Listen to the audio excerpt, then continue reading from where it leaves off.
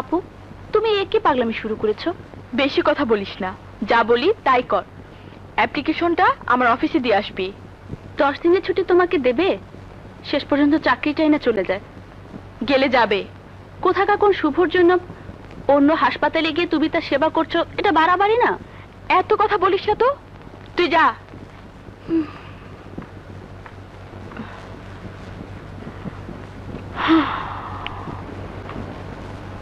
Sir, আসবো?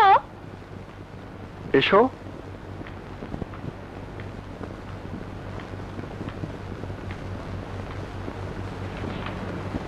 বসো। Thank you sir.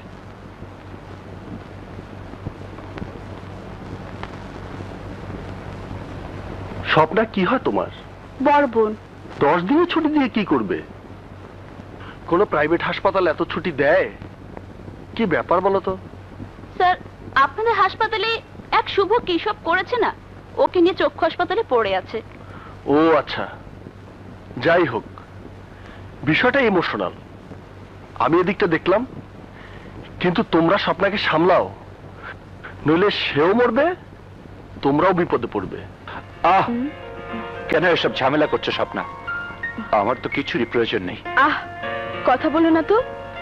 মানুষ কি নিজের প্রয়োজনে সবকিছু করে?